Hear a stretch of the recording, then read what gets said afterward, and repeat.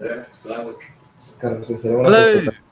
welcome to the Dash Force Free Amigos podcast. This is episode 63. I'm Mark Mason, and I'm joined by my fellow amigo, Joel Valenzuela. How's it going? Hey, it's going fantastically. Excellent. And sadly, this week, Brian, aka Mastermind, will not be joining us as he has some family stuff to sort out. But we have some amazing guests on this week, which I'm excited to talk about. We have so many questions already. But welcome to the podcast, Alejandro and Lorenzo. You may know them as Dash Text, Dash Merchant, and Dash Help. I mean, what do you guys not do? Welcome to the podcast. Yeah, hello, Mark. Nice to be here.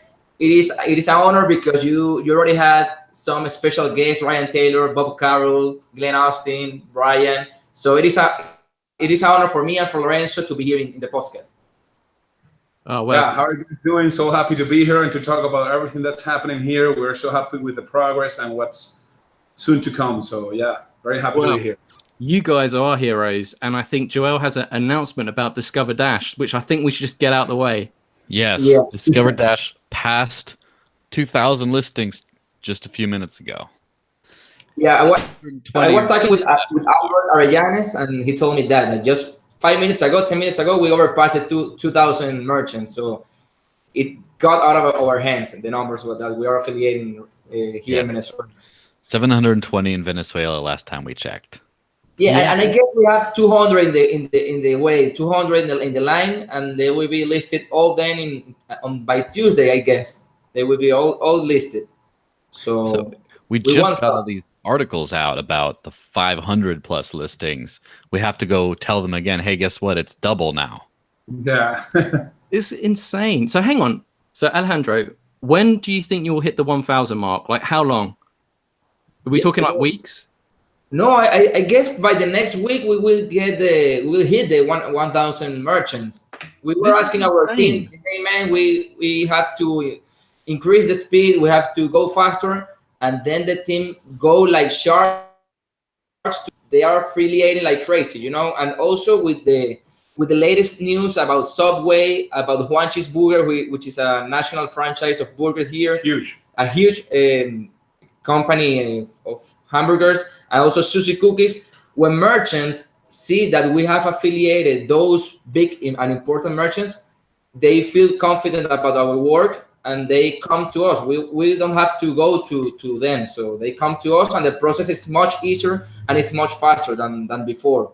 What's the story about the KFC? Because the Subway tweet alone is like in the 300 numbers now that I've done. Like every time I hit refresh, you guys have got new businesses up. It's crazy, but it seems like the businesses that you're onboarding are actually businesses that people use in every day, whether it's food truck, fast food. So this is, you know, these aren't like boutique independent stores. You know, I think you've got dentists and doctors and stuff as well. So it's a wide variety, but the bulk of them are businesses that people would use every day. So what's the story with the KFC? Because that turned a lot of heads in Discord.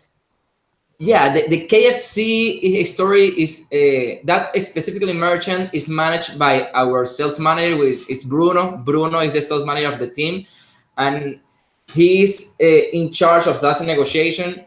KFC in Venezuela is not a franchise business. They manage all the stores, so it is very important to us because if we get KFC, we'll get all the stores in the country. So we are managing the negotiation very well.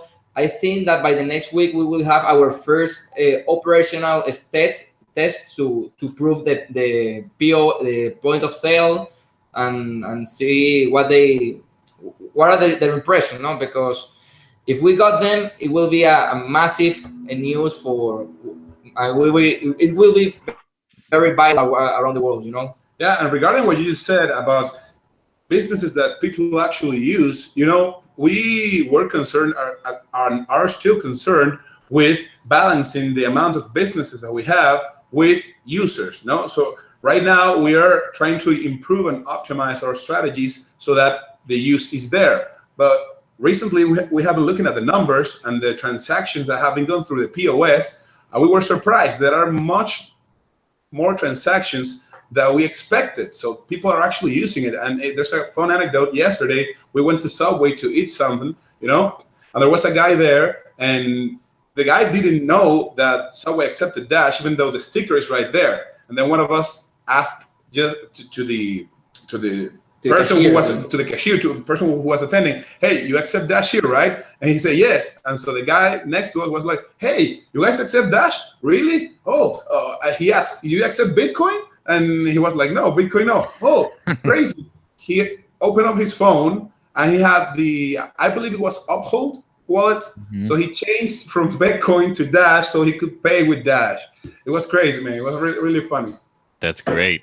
It's funny because we've been talking to all kinds of press and reporters about this, and so many of them kind of ask, they seem skeptical that Dash is the one that's being used.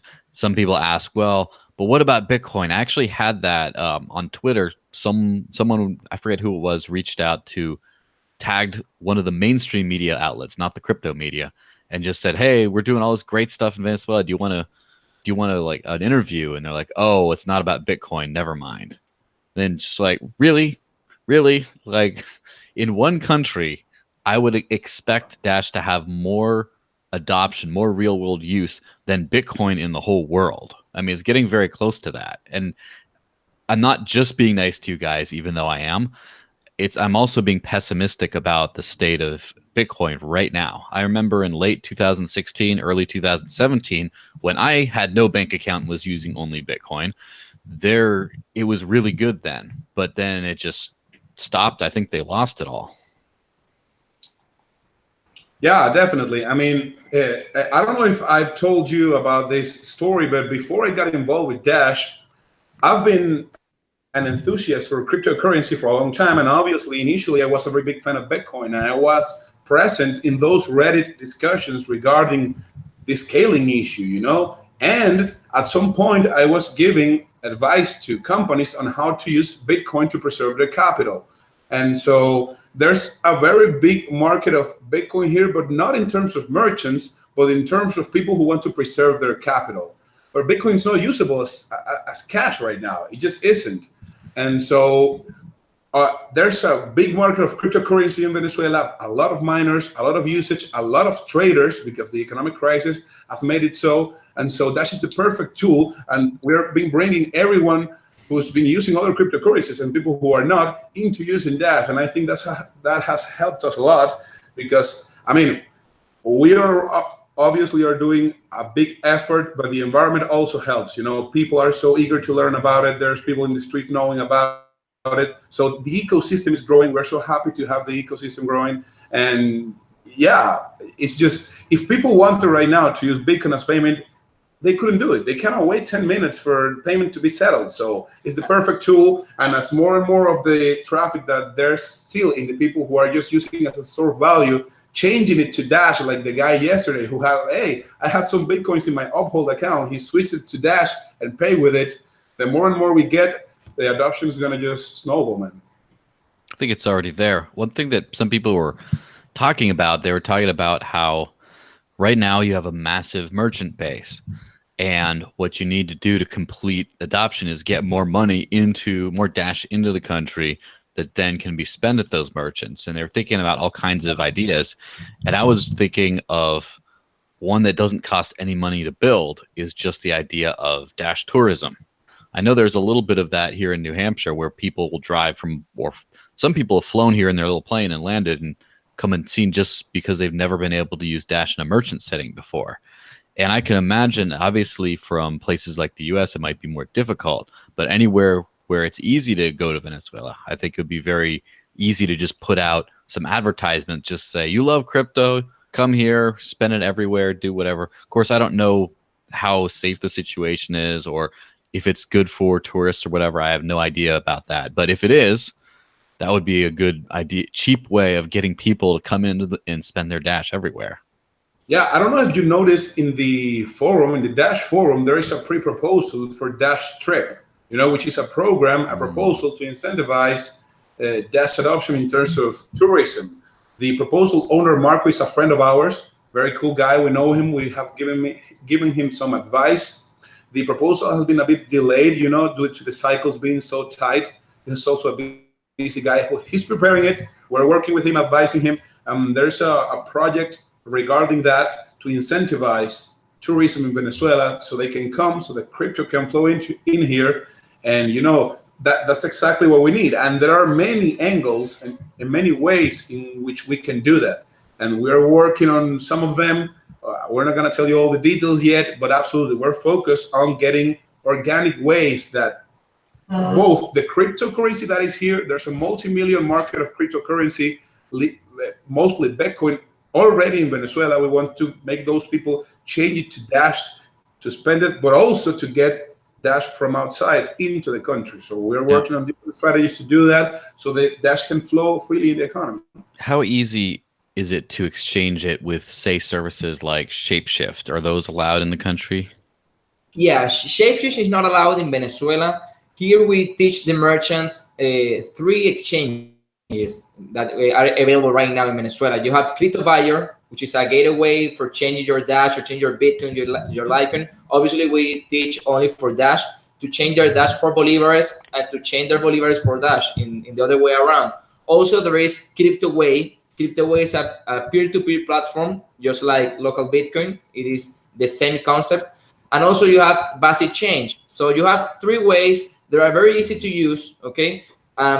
We teach all the merchants. Obviously, the merchants decide what they want to do with their money. But we say, hey, you have these 3 options. You have CryptoWire, you have CryptoWay, and also you have Basic Change. And you can do whatever you want with your money. So it is very easy. So I need these companies needs a little bit more promotion, okay, for their own marketing promotion, so that people knows and are aware, the people is aware about them.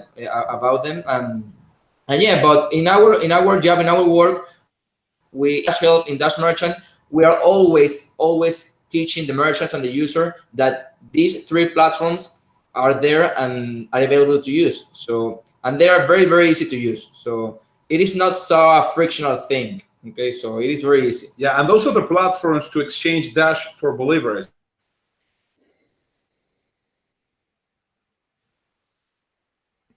Oh, they froze in there for a second. I thought it might have been me for a second. No, you're safe. Well, we'll just hold down the fort while hopefully their feed will come back up. yes, I just wanted to follow up to the question that you asked, Joel. I am curious to know how safe it is there. I mean, all this growth and adoption that's going on, I feel like I want to go visit and see this, especially after seeing that. Hi guys, it looks like you're back. Yeah, we're back. Bit of a connection issue. Okay. Thank God we have redundancy here because internet has been a nightmare in the last few weeks. Have like 3 video calls and we have to switch from one Wi-Fi to the other. Well, it happens in first world countries too, isn't that right, Mark? Yeah, it happens every now and then. Things do go bump in the night. Don't worry about it. So yeah, I was just asking the question, just to follow up from Joel, like how safe is it? Can I come visit? Because we see things in the news. Is it just exaggerated, or is it still you have to be cautious?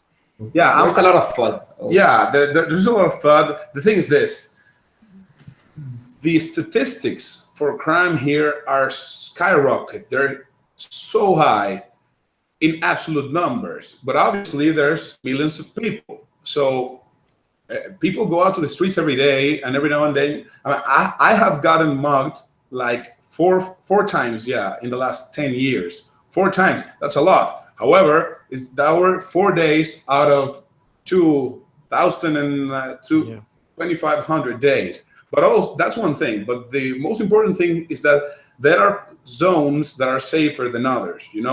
A big portion of the crime and the murders and the stuff are fights between bands in places where there's cartels. So that pumps up the statistics.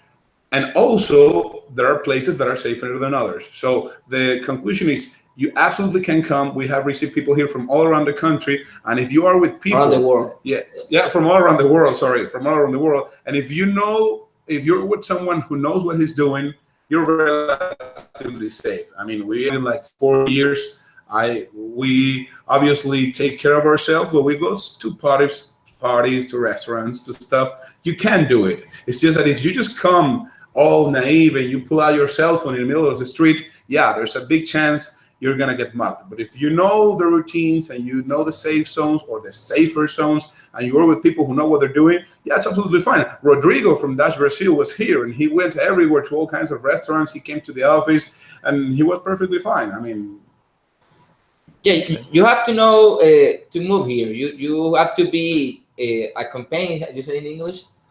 You have to be with people who from here, and who takes you in the right places to the right ways, and you will be fine. So you guys are invited here to come and to live with Dash here, to spend Dash everywhere. Yeah, I'd love to support that. I don't know. What do you think, Mark? Do you think your government's going to let you? I think I'm going to have to get a disguise. Well, it might be easy getting in the TSA in the States, but that's another conversation.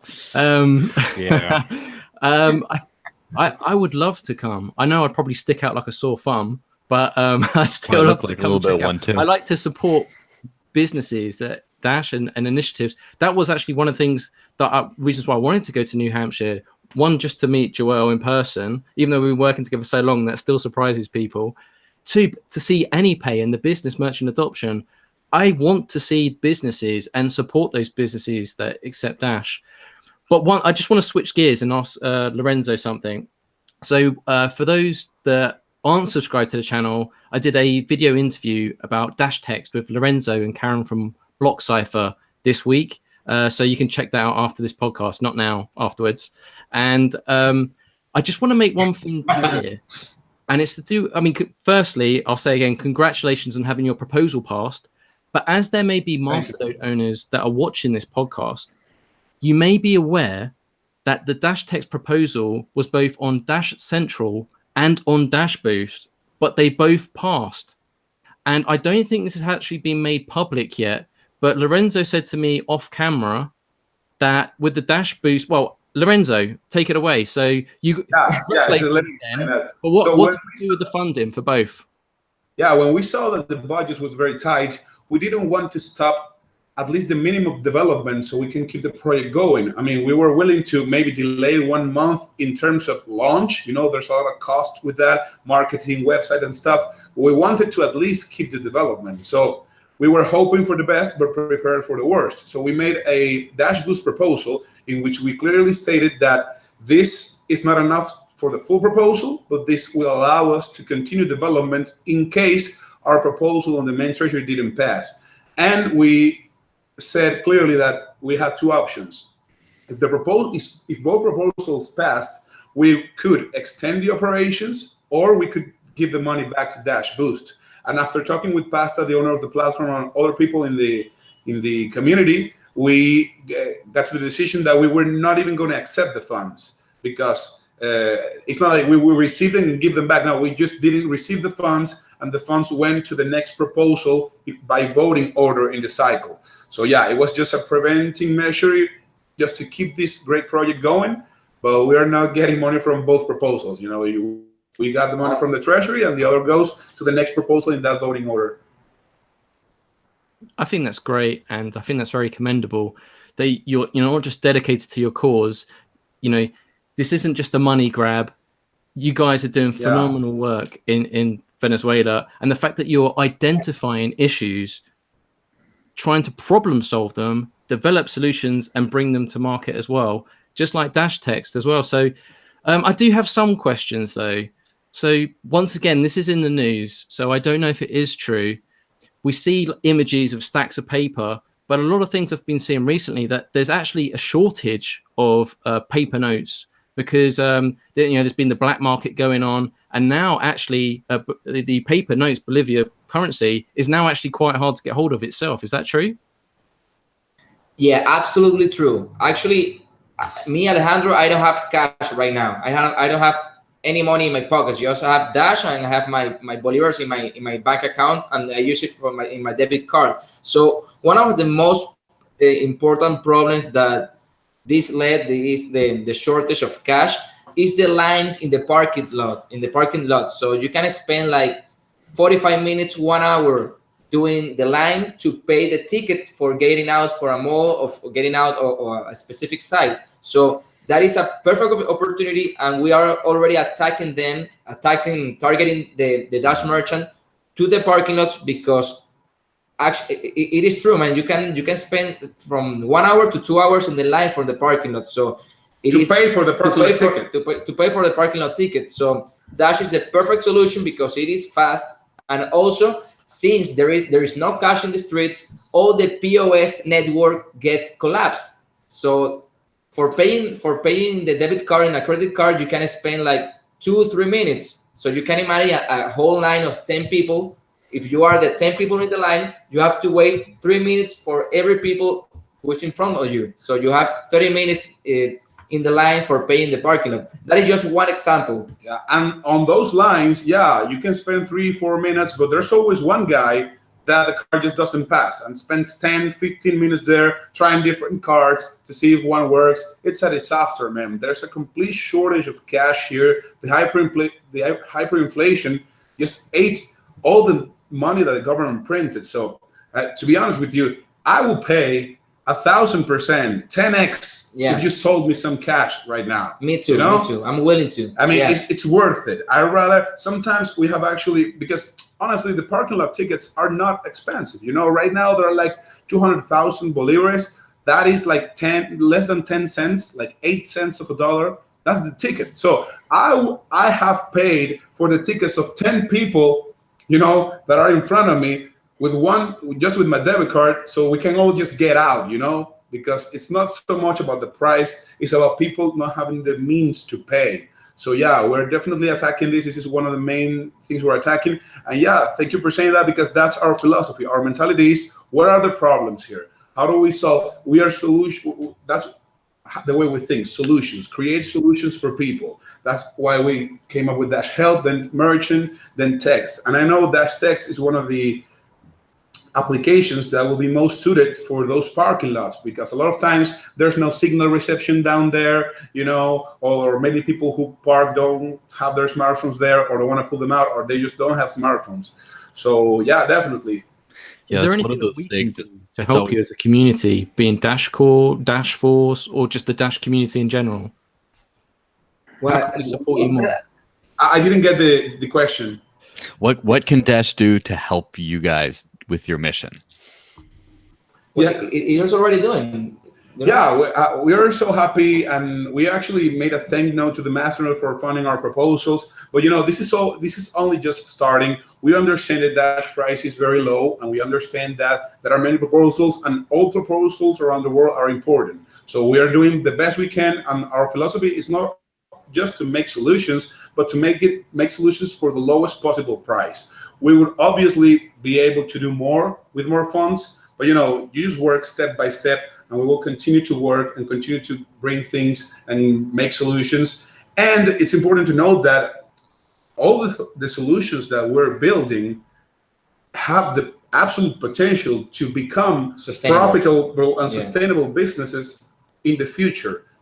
Like for example, with the Dash merchants, that's financial advice you're doing to businesses. So when Dash is massive, all the businesses that got behind are going to need some form of financial advice. Selling them POS solutions, Dash Text, maybe charging a bit of advertising, a bit of a small commission. Right now, those are the first steps, and it's an investment into massive adoption. Where all our solutions are sustainable business model in the future. So we're hoping that eventually you could get to where you don't even need any extra money. You're just running on your own. Do you think you would have been that way already if you'd gotten $1 million in startup capital? Well, wow. Yeah, I don't know. It's been less than a year, and we need to get. Our numbers are great. We're so happy with the numbers we've gotten in such a few span of time, and with the money that we have.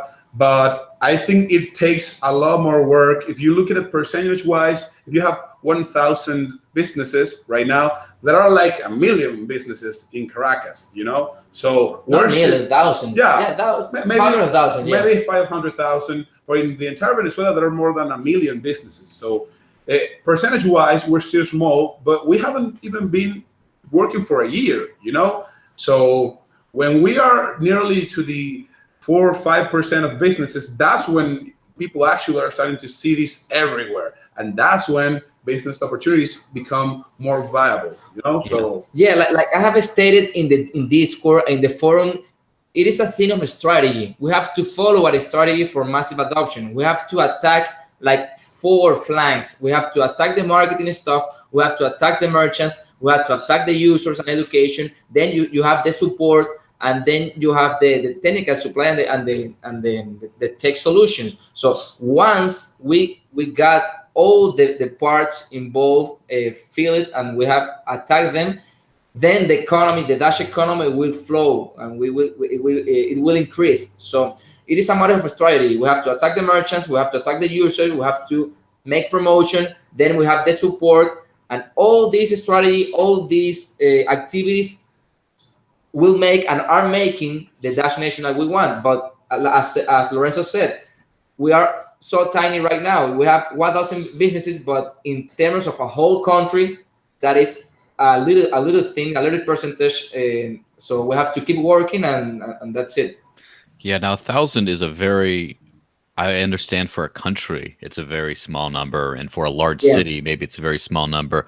For a cryptocurrency world, it's a very large number. And so, for example, that's why New Hampshire's been famous. New Hampshire has like 70 or 80 businesses, and this whole state is like 1.3 million. And so the town of Portsmouth has about 30 Dash accepting businesses, but it only has like 20,000 people.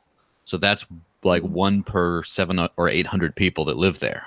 So that's very statistically significant in like a small area. But we're talking about 1,000 businesses in like a country. It might be spread out, but it's still very significant. It's still to the point where if you go on Discover Dash, which I know you guys are familiar with that, but like for everyone else, when you go on there, if you just look at a city or look near you, and you're saying, I'm in town, I don't have the local currency, what can I spend my Dash on? And then right where I live, there's a few, you actually have some choices to where it's not that hard.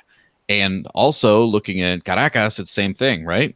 You can pretty much anywhere you are, find somewhere where you can spend it.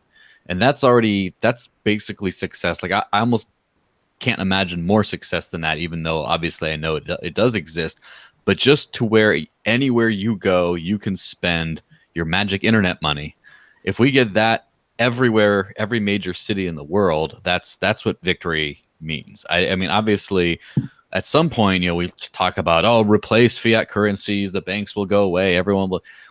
Yeah, but I'm not so worried about that yet as I am about getting to every major city, have the Portsmouth and Caracas experience where you just show up with Dash and can spend it while you're there.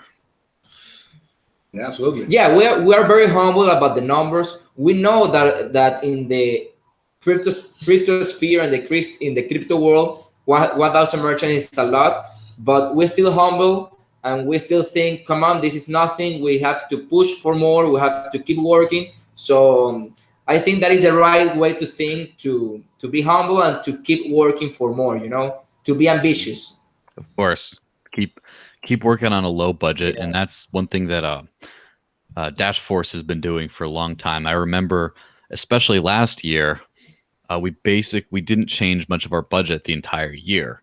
We've been very slow to grow, operate. We've grown what we've done a lot, but we've not grown our budget very much at all.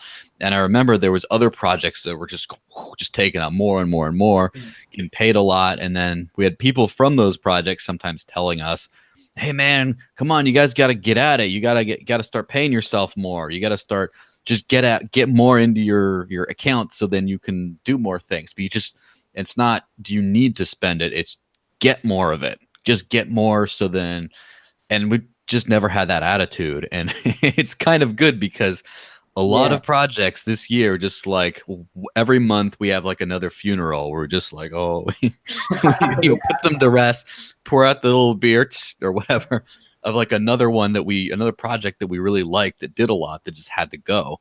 And it's just like they're going and going and going. And now it's like, it's harder, but it's easy because with the conferences, honestly, the first project I got sad about were the conferences, the Dash conferences in Venezuela.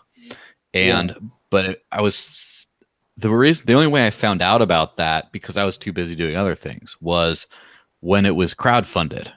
So at least that was like a good story, that when I found, oh no, they didn't fund that, but then it's like, oh well, someone still did. And we can crowdfund, the community can crowdfund, like, what is it, 20 Dash, 50 Dash, depending on whatever it is. But when it starts to become like 500 Dash or something like that or more, then it's really hard to make that work. And so that's a good thing about, for example, your proposals, is that putting in a Dash Boost proposal, for example, does have an effect. Like, it's not just going to be nothing. It's not worthless. It's like, it can help, actually. And so I personally think that that's a very responsible way of doing things. Thanks, man. Yeah. One of the things that I love from the Dash community is that example of Dash Caracas, Dash Venezuela conferences, because even though they didn't get the funding because of voting, because of lack of funding in the treasury, the whole community and the master owners donate a little bit from their Dash, and they could do the job. So it is a very friendly community. The master owners realize the good job from people, and they reward that good job, and they want to keep the good job coming, and to see pride success, So that is one of the things that I like the most from the Dash community. Have you had any scaling issues? I imagine in terms of demand, the Dash help is probably the most busy and would probably scale the most. Have you had any obstacles, any challenges, or is it being plain sailing? Is it hard to hire more people, or you're doing okay when you have about 5 businesses a week to talk to, but then you start running into problems hiring enough people and training them to talk to a bunch, for example? Yeah, I mean, we obviously have run into some issues, but we always are able to solve them, At the beginning with Dash Help, we did receive more traffic than we were expecting, However, it's not nothing that you cannot deal with. And we have fortunate and smart with our hiring, we have hiring incredible personnel. We have responsible people. We are so proud of the people that are working with us. Venezuela is a place where there are many, many good professionals, There really are people that are hardworking.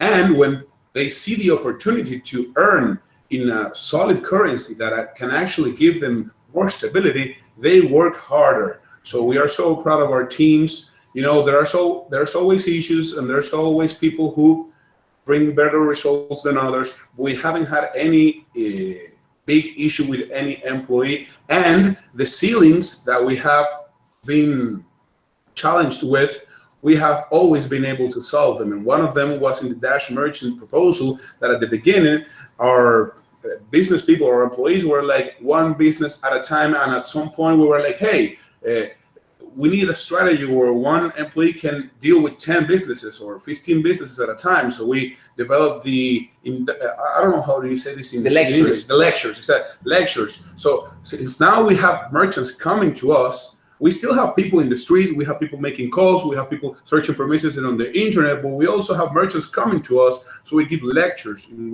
which 1 or 2 employees can instantly, or not instantly, but during that afternoon, affiliate 10, 15, or 20 merchants in one day. So the strategies are there, and Here we have a little service disruption, right, Mark? that was research more merchants, and we. All right. So there we go. You guys are back. Which part did you lose me? Yeah, a little bit. Just for a little bit. About 10, 15 seconds were lost. Oh my God! Well, let me check something here. Maybe these Windows updates sometimes. No, it's okay. We're okay. In which part did you guys lose me? What was I talking about? That's a good question. Joel's face says it all. Yeah, so you're talking about after you were exploring a model of one person can start onboarding, talking to 10 or more at a time, as opposed to just one. Yeah, exactly. So what we developed was the lectures, So in Dash Merchant, there are many strategies. One is the one-by-one, door-by-door, but we also have people calling businesses. We have people finding businesses on the internet. But since we have big numbers right now, and we also have big players in like Subway and Juanchis, Susie Cookies, and other stuff. We have merchants coming to us. So the merchants that come to us, we do lectures in which we have 15, 20 merchants, and just 2 employees can deal with them, and during an afternoon, affiliate all of them. So yeah, and right. So what I was trying to say is that all the problems that we have had are happy problems that are challenges, and we have been able to solve them. And one happy problem we have right now is that, yeah, we have like 150 pending merchants who are already wanting to accept Dash, and it's just the process of registering them on Discover Dash. So yeah, we will have like already 1,000 today. We will be able to sign them up immediately, but those are happy problems, and we always attack those problems with the best strategies, and we have been able to solve them all. Yeah, now speaking of strategy, we have a question in the live chat of why is all this divided in several proposals and not one company-like structure? Do you guys see an advantage in this? Yeah, absolutely. And the most important advantage of that is in the proposal cycle. If we were a big company, we will have to ask for Dash Help, for Dash Text, for the conferences, for Dash Merchant, and for everything. And the proposal would be asking like around 600 Dash, and it wouldn't pass at all. So it is better to decentralize the teams and to work in different areas. And we have I mean, the numbers and the results are there. It is a very good strategy, and in terms of funding of the voting cycle, it is better because we are not a big whale which is asking a lot of funds. Instead of that, we are little teams asking for little funds, and that is how in the last month Dash Text and Dash Help got the funding. If we were asking for more funds in the last cycle, we wouldn't have the funds because we wouldn't be entering in the cycle. Yeah, so there's a lot of dealing with the circumstances. You know, if we were being privately funded, yeah, we obviously would like to get, you know, a big bag of cash so we can do all our operations and projections and stuff. Or if the Dash price was a lot higher, you know, that their budget would lead to that, maybe we would do that. But in the current circumstances, this is the best way to work. And also we give the opportunity of masternodes of supporting certain ideas. You know, there's obviously people who don't like certain stuff. So why don't we give you the chance to vote yes and yes in this two and no in this one, and let us know why you're voting no in this one so we can improve and make it better. So it's all also giving the opportunity for the voters and for the community to vote on specific things, on specific solutions, and giving the feedback so we can get better at it. So it's a circumstantial issue, and I think it's the best way to do it for the current circumstances. If circumstances change, we will obviously love to maybe ask for funds in a more one channel way, you know. Yeah. Well, also rather than just decentralized is one way of calling it. I might also call it a modular model, where you have one thing and then you add another, and then if one needs to be abandoned, the whole thing stays together. It's an interesting. Companies do have some kind of a structure like that sometimes, where you have different departments, and if there isn't enough funding, you have to close the department. But the problem with the proposal cycle, and this has been one of the biggest problems, is that there is no real negotiation. You can talk in pre-proposals, but no one reads those. I mean, I'm really sorry to say. People used to, they don't really read those anymore. And then you can just say, well, we like the proposal, but it's too much. And instead of just saying, all right, we'll pay for it if it costs 2/3 of the price, it's too late. The proposal, you have to like pay another $5, put another one in, and hope everyone who voted yes on you remembers to go back and vote yes on the other one. And so that makes it very difficult. And so we've done this with Dashforce as well. We've had the usual Dashforce proposal every month, and then we sponsored a bunch of events. I think it was like 5 this year so far, and it was between 3 different proposals that I put in separately from, and also very cheap.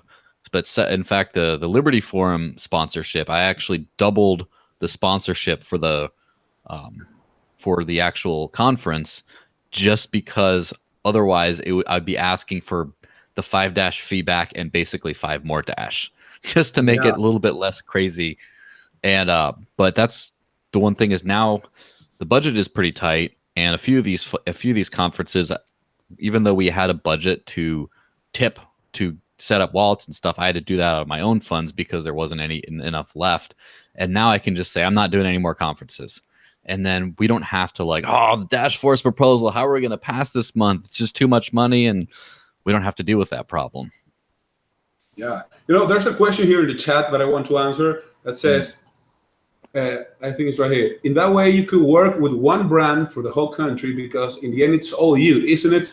And the answer is no. Yeah. It's not all us. There's 22 teams, right, in Venezuela? Yeah, there's different teams. We are leading 3 proposals right now, 3 projects. And as we told you, our philosophy is solutions for people. Create solutions, look for problems, and create the solution. But that's not the only thing that's needed. And there are other teams that are our allies, but that work separately, like the Dash conferences, like the guys of Dash Youth who give education in colleges, like the communities, like in Maracay, in Maracaibo, the guy from Dash Trip that is coming very soon. So it's not all us. We are Dash Text, Dash Merchant, and Dash Help, but there are other teams doing different stuff. We are allies, we work for the same goal, but we are independent projects. So it's not like the entire movement in Venezuela is one big organization, centralized, doing everything. No, that's not the way it works. And it's very clear in the communication who is doing what. I think you hit the nail on the head there. It's about decentralization, right? If you centralize everything to one, you don't really know what the masternode Dash network values more than other things. Essentially, exactly. You can customize and personalize your unique decision on what you value more as a masternode owner, as opposed to, it's like how I say that no one owns a monopoly on the alphabet. I know but this is the interesting thing about the Dash network, because we've got people in the community from all avenues of the world, different cultures. Now, from a European standpoint, typically we like to be more organized and structured, but we're valuing decentralization here, right? And that's the whole point. So if you have everything under one umbrella and you do find yourself in a tight spot where the budget has been constrained, then you lose out on everything. Where if you break things up, typically, then you not just have that longevity, but you also learn what people value the most. And it varies from month to month. But not every Dash funded organization is going to be the same, because we're all unique in our own cases. But I'm very happy to hear that you do have a good relationship with the other teams, because 22 teams in Venezuela is absolutely amazing. And it explains why there's been such rapid adoption and growth there. Have you had any obstacles or problems with that though? I mean, it must present some challenges. Yeah, working with people is the most difficult thing that you could do in your life. Working with people. So you have us, that we have a business vision. You have other teams that have other visions and other thoughts, other way of thinking. But if we all think in the same goal of the mass adoption of Dash and follow the strategy, follow the steps of, okay, we have to do promotion, we have to do merchants, we have to provide support, we have to do this, all these kind of things, you can organize and you can separate the activities. So, but yes, we have had some obstacle, but nothing that we can solve. Okay, because working with people is the most difficult thing to do in your life. But there is nothing we can solve. And yeah, we are here. We have a good relation. For example, the other big organization is Dash Venezuela, led by Eugenia. Okay, so they were the first one to pose a proposal for Venezuela, and they have done a great job. Okay, they are most focused in conferences, in the users, and also in the communities. They have helped the communities around the country. And we are focusing in solutions. We're focusing in merchants. We're focusing Dash Health, Dash Text, and Dash Merchants. So there is a way to organize everything and to work very well. And I think there is a great example to the world that the decentralized teams, that you don't have to have a leader team, a leader team who manage and who lead all the other teams. We are, as Lorenzo said, we are all different teams working independently but focusing in the same goal and working in different activities. So I think it is a great example for other countries and for other, I mean, for Africa, for Europe, for the US, that it is possible. Working with people is very difficult, but it's possible. What did you guys make of the 30-minute documentary? Because the Dash community has been bewildered. I mean, I thought it was amazing. It was so insightful. And I thought Rodrigo did such a fantastic job of breaking down the history, how the problem started, where we are today, and how Dash is coming as a solution. Not, being airdropped, but just because out of desperation. Are you taking a stab at someone in particular? Alternative, the next best thing, right? And Dash was just right there. So we've got Rodrigo in the chat as well, so don't panic too much. But I mean, like, as you're there, was it a good representation of what is actually happening on the ground there? Yeah, actually, I met Rodrigo in Colombia, last week, and then we were at the Bitcoin Summerfest. Both he and me got the chance to speak to the people out there about Dash and about the projects that both of us are doing.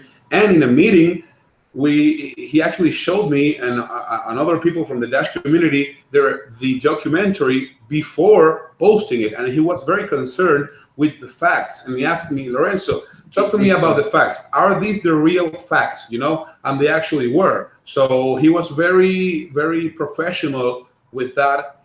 Very accurate. Yeah, very accurate. He was very, but yeah, careful with not posting it before knowing that the facts were the facts. So yeah, the documentary is actually great. I actually liked it a lot. I told him I really like it a lot. And when we saw it posted, it was great. And I don't know if I'm revealing too much information, but the documentary will probably come soon in Spanish, and I will be the voice of it. Rodrigo asked me to be the voice for the Spanish documentary. Sorry, Rodrigo, you didn't want me to say this yet, but yeah, we had that conversation. So yeah, how good is this? How good is his Spanish? I saw him presenting at a few conferences. Yeah, he calls it the portuñol, the portuñol. Mix from Portuguese and Espanol. Portuguese and Spanish, the portuñol. So he's actually very good. You can understand him perfectly. You obviously know that he's not a native Spanish speaker, but you can understand him perfectly. And I mean, I would compare it with like Alejandro and me. We obviously both speak English and listen to English very well, but I think everyone would notice that we are not native English speakers. We stumble across here and there. Sometimes we don't find out. So yeah, but you can understand. Nice guy. Love working with him. So saludos to you, Rodrigo. Cool. Yeah, he's a good guy. He's There's a question here in the chat that I wanted to clear. It was up here, but we were talking. So people were talking about strong legal status. Yeah. Can someone comment on this? What is Dash risk level? So yeah, basically, I want to read you the law, which says it's Article 9 of an official decree, and it says the Venezuelan state will promote, protect, and guarantee the use of cryptocurrency as payment method in public institutions, private enterprise, and other type of businesses. So that is the law. I think I need to move. That's pretty good. So yeah, basically, we're legal here. Yeah, we're absolutely legal. Everyone is free to spend and to earn and to transact with cryptocurrency here. So there are no issues there. What's going on with because obviously the Petro launched in February 2018 and didn't really go anywhere. But now I read in the news that they're talking about launching another cryptocurrency. Is that just FUD or is that real? They're kind of saying it's the sovereign Petro now or something along those lines. Is that true? Or is that just more propaganda? Yeah, well, that is completely FUD. There is no plans to, by our information that we have, there is no plan for launching other cryptocurrencies such as Petro, because the Petro is not even a cryptocurrency.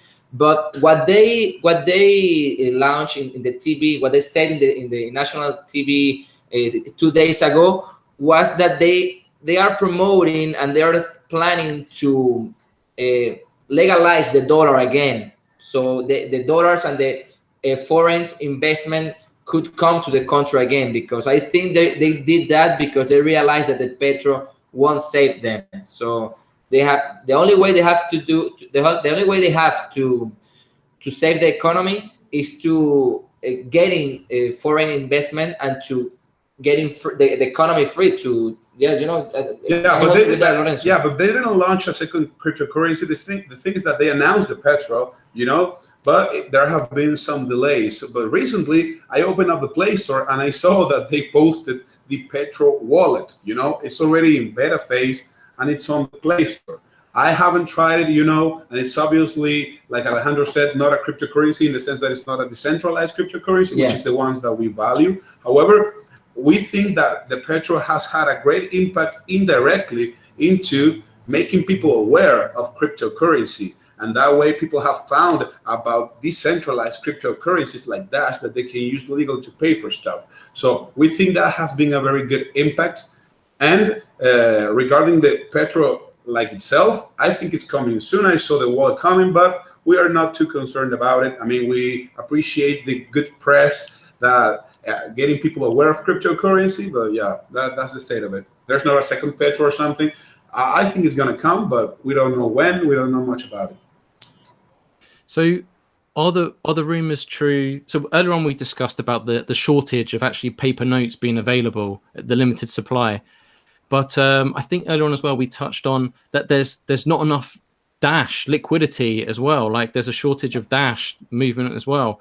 That's one thing that I found quite interesting in the Dash text interview that I did with Lorenzo. I had no idea that Lorenzo and Karen were going to mention that they had a promotion in the works. And this is all to incentivize user adoption. And I think this is amazing. I mean, I don't want to spoil the interview too much, but I think a way to onboard people that aren't actually in Dash, friends and family, this is such a great initiative. I do appreciate it's probably going to take a few weeks, probably a month to get in gear. But even those that haven't swallowed the Dash pill yet, those that have now can easily onboard those that do. So it's I think it's great. I don't know if you've made any more progress on that, but is there anything you want to add on to that? Yeah, well, that's one of the things. One of the ways that we can achieve the goal that we always talk about in our meetings, which is getting Dash into the hands of people. And as I said, there are many angles in which you can target that. So there are basically three ways. One is incentivize companies that have high cash flow in believers to preserve their capital in Dash. A lot of them are doing it in Bitcoin, and a lot of them are doing it so long illegally with US dollars. So we want to incentivize them to change their believers for Dash to preserve their capital and to start paying their employees portions of their salary on bonuses in Dash. That's one way you can get Dash in the hands of people. The second one is obviously money that comes from outside. And that's things like the promotion that we're doing with Dash Text, but there are other ways, freelancing stuff, remittances, and other ways in which, and obviously the proposals are Dash that are coming in Venezuela. Every single one of our employees earns Dash. We don't pay a single believer to any of our employees. They all get paid in Dash. And we also have a philosophy that we're always pushing them to, hey, the more merchants we get, the more we live off of Dash, because we obviously need to change sometimes Dash for believers to spend in things that we need, because not every single merchant accepts Dash. But the more merchants we get, our own philosophies, we ourselves are trying to, for example, have lunch every day with Dash. We just went to the mall and bought some Sushi cookies and paid with Dash. Yesterday we had lunch in Subway and paid with Dash. So that's the other way. And the final way is that, as I told you, there's a multi-million in US dollars market of Bitcoin in Venezuela, because since electricity is so cheap, there's a whole bunch of miners. So we are also thinking of strategies on how to get them to exchange their Bitcoin for Dash as well. So that gets more Dash into the economy. So we obviously have a lot of work to do, but there's actually, I wouldn't call it a shortage. Like you said, there's a shortage of Dash. I wouldn't think so. When we checked the transactions in your POS system, they're higher than we expected, but that does not mean that we don't need to do the work to get Dash into the hands of people. And that's what we're working on right now. Yeah, so that's an interesting concept a lot of people have been talking about, is how do we get that to happen? Obviously, anything the Treasury funds, anything that Dash Boost funds, anything that donations fund, that hires people, they have to spend it somewhere. And of course, merchants who get it then can spend it somewhere else for example, another merchant if they get connected. Now, here's another question about that. I know it's been a very popular idea to do freelancing work in Venezuela, have people in Venezuela do work for people in other countries and get paid in Dash. So for example, say someone wants to hire a graphic designer to do a really cool t-shirt, and then the person pays in Dash to the person in Venezuela, and then there you go, now they have a little bit of income. Do you have any kind of ideas other than, of course, the tour? Like we already talked about the tourism idea, but do you have any other ideas that you're going to work on from getting Dash from outside the country into the country? Yeah, actually, there is a team that got funded in Dash Boost. They are the guys of Huit Pro. Do you know them? Huit Pro. So they raised like 8 Dash, I guess, but the major goal and the main goal that they have is to set up a website for freelancing. I don't know if that website is going to be Dash exclusive, because I know those guys are working also in things with PIVX and Smart Cash. I don't know, but there is a good way to start a freelancing environment, a freelancing space for Venezuelans, for designers, translator, other kind of works, to work for other people around the world and get Dash into the economy. And we do know a lot of people that are working for other people overseas, and they get paid through PayPal, through wire transfers, but the PayPal, they are like so angry with PayPal about the fees and about the withdrawal conditions, and also with the banks and with the all the fiat world issues. So it is a great opportunity for Dash Digital Cash and for us to get established in the freelancing industry, also the remittances industry, and also with the mining. Like Lorenzo said, the electricity cost here is almost zero. It's actually zero. So for a D3 miner that in China or either in the US that is not profitable, maybe in Venezuela it could be profitable. So we have already 3 organic ways to get Dash in Venezuela, to directly get Dash in Venezuela. We have freelancing, we have remittances, and we have mining. And we are already thinking in ideas. We don't want to talk so much about the ideas. To spoil everything. To spoil everything, because we are spoiling everything. Yeah, Joel, I was talking to Joel yesterday by chat. I was like, hey man, you're making me spoil you everything. We have so many ideas. But no more secrets. The best success to the guys of Quid Pro with their freelancing program. As I told him, we had a conversation, and I was saying him, hey, freelancing is a very big, important thing. I've heard the slogan out there that Dash wants to replace PayPal. Well, all freelancers, most of them get paid with PayPal. And that's one of the big things that have been successful in Venezuela, because it's the outsourcing. As I told you, there are very good, excellent professionals here. So many companies outside are paying designers, web developers, different kind of developers. Myself, I have worked in the past for companies that are outside and got paid in things like PayPal in the past. So that's one big way. And also, I just saw a question here in the chat that says, can you bring in the suppliers of merchants so that merchants can pay their suppliers with the Dash they receive? And yeah, that's one of the things we're also thinking about. And there are teams working on that, like the agrocognitive team. We have also spoke with them, give them some advice on their proposal. They're obviously an independent team who are working on that. And there are more ways to do that than what they're doing. What they're doing is great with the drones and analyzing the crops and stuff, but there are more ways to do that. So there's an entire circle of stuff that we're trying to, with our allies and with our projects, to close. And it's what I always say about the ecosystem. We're trying to create ecosystems where Dash can flow back and forth. Like the company pays their customers buys in the merchant pays the supplier, and it goes all the way back. That's the main goal. When it can circulate and people are not changing it for Bolivares, because honestly, sometimes a lot of the Dash that people get here, when they exchange it for Bolivares, some people naively think that, hey, it's okay, because if they sold it for Bolivares, another Venezuelans got that, but that's not the case. Oftentimes they're selling it for Bolivares for companies that are just exchanging it on an exchange or on services where they exchange it for US dollars and preserve it that way. So we need to work on those ecosystems where Dash flows back and forth and you don't need to change it for another currency. Yeah, there's some ideas on that. So, for example, in here, it's a lot of people say that this is the perfect thing that's been happening because this is an area that actually needs cryptocurrency, and cryptocurrency has been called the solution in search of a problem. That it's this magical solution for a problem that doesn't exist for most of the world. And in New Hampshire is one of the richest areas of the world, one of the least or the lowest levels of poverty, and so it's been sometimes difficult to get merchants here to accept it just because they don't need to. And the team on the ground that runs the AnyPay point of sale system, they have a merchant bounty program where they say, "Oh, we'll pay whoever can prove that you've set up one business with Dash. We'll pay them a Dash bounty and pay it to the merchant as a sign up bonus."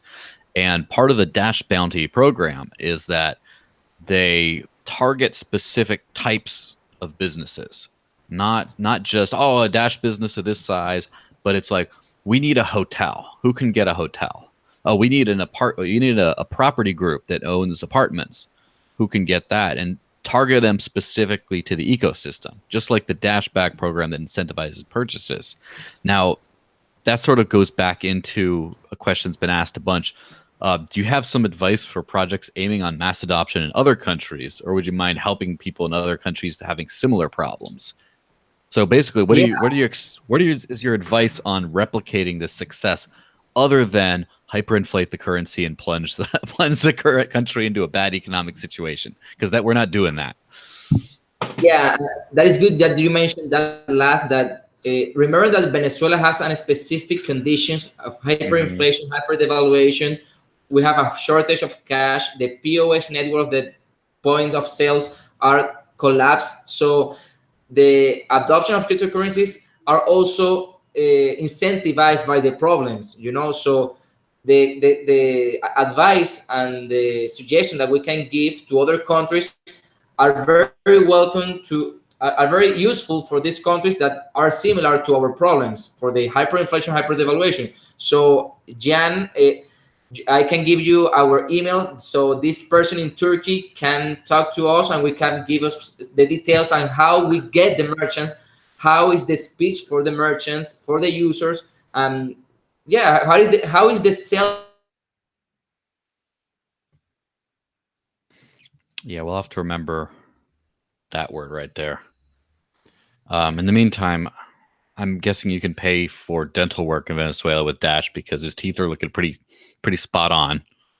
They're almost as shiny as your head. I think there is. Yeah, I think there is Speech actually one that listed. we give to the merchants and how we convince them that on Turkey. Yeah, obviously Venezuela has incentives due to the problems, but the benefits of cryptocurrency are for everyone in the world.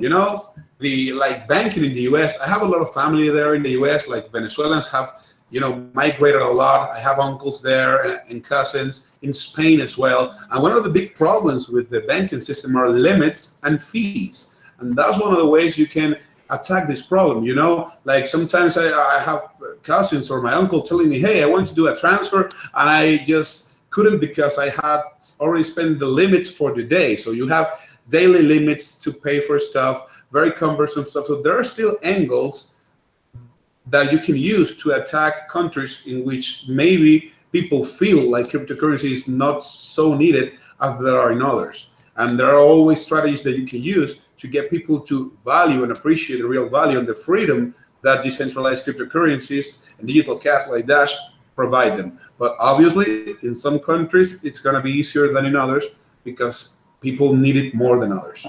Yeah, and also with the remittances in industry, it is very important because around 4 million of Venezuelans are living overseas, are living in US, in Spain, in the whole Latin America, and they do, thousands of them wants to send money home to their families. So right now there is a lot of frictions because due to the limitation of the dollars in Venezuela, they have to find someone to sell the euro or the dollars and then look for other people in the country to buy the dollars and transfer the bolivars to their family.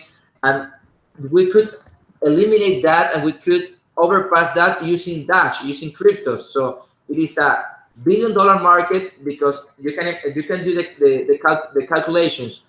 4 million Venezuelans living overseas, and the studies said that they send around $50 to $100 a month to their family. So there is like 30, like what, like yeah, like $200 million a month in, I think, in a month. Is that the right number? $2 million a month in remittances. So it is a huge market that we can attack with Dash. Yeah, Rodrigo, we're just speaking about it here. I'm like, hey man, stop spoiling stuff, you know? Yeah, he already knows your script ahead of it. He's probably under the desk with little puppet strings telling you guys what to say. So tell me more about this POS, because in Venezuela and the Dash Merchant program that you run, you're using a specialized, unique POS solution just in Venezuela, correct? So it must have been a learning process along the way. So you don't just launch a POS solution and everything works great first round. So there must have been things added on. So where is that today? Has integrations worked well? Has there been any problems? Are there still things that need to be done? Because you must be constantly identifying problems that need solutions, and you guys seem to have your fingers on the pulse. So how's that been? Because most people aren't even aware of this POS solution that you've been using.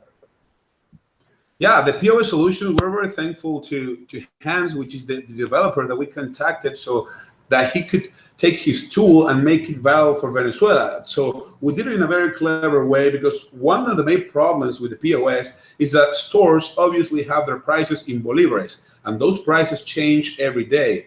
So at the beginning, it was hard for some merchants, because there are two things: prices changing every day, and two, people not trusting their employees with access to the wallet. So the POS is great for that, because the cashier or the employee can easily verify the payment without him having access to the wallet. And so that's one of the big solutions with the POS. But the second is about exchange rates. So since cryptocurrency is huge in Venezuela and it's traded a lot, what we did was we took the average of the price of Bitcoin in the transactions in local Bitcoins, which is actually the site that handles the most amount of traffic and cryptocurrency in Venezuela. So that gives you a very nice information about the market, the state of the market, the price of Bitcoin relatively to the Bolivar. And then we take the exchange rate of Bitcoin to Dash, and that way we get a reliable price for Dash in Bolivars that updates every time, instantly. So it is always changing. Right now, the price of one Dash in Venezuela is at around 794 million bolivars per Dash. And so it's just as easy as when someone's going to pay, the cashier can just type the amount in bolivars. It immediately takes the exchange rate with these APIs that I just told you and gives you the price in Dash, generates a QR code that includes a dynamic address generator with a unique address for you and the price included. So the person can easily just scan the QR code and pay. So it's a very good solution, but there's still work to be done. Right now, it's a web interface. So the cashier sometimes has to, turn his monitor so that the person can scan it and pay. So there's obviously a lot of room for improvement. I spoke with a POS hardware manufacturer there in Colombia, in Medellin, that he imports it from China. We are thinking of ways that we could maybe integrate that on stores so that people can have a physical device that shows the QR code. It's easier for the person. There are design things that need to be improved. The POS works very well, but it needs to be prettier. So there are a bunch of things that can be improved upon. But right now, that POS system has been key to getting merchants to comfortably accept Dash, because they were already willing to, but they have those issues. How do I deal with exchange rates? And how do I stop my employee from stealing the funds? So yeah, that's actually very, very important, and we're going to keep working on that and improving the POS system. Joel, this is really frustrating, and Nate in the chat, for years now we've been talking about wanting to put ATMs in universities in throughout the US, right? Just as an idea, just for the Masternode network to pay. Now, this is why it's so frustrating, because the Masternode network, I mean, the general bytes ATMs, the smallest ones, I think about $3,000. I mean, the Mastodon network could just drop 20 to 40 in Caracas. But the problem is, Joel, and this is why it's so frustrating, is that there's a limitation on how many notes the machine can take. And I think, as we saw in the documentary, like $1 worth of notes is like that, which would fill up the machine. And that's so frustrating because it would have to be a such a bank useful transfer tool to type have thing, which would be very difficult to do as well. And I know that, I mean, obviously like a terminal where you can put in your bank card and then exchange it for Dash or whatever. I mean, that would obviously be very much more convenient, but, you know, more difficult. And Studio says they're going to get stolen. No.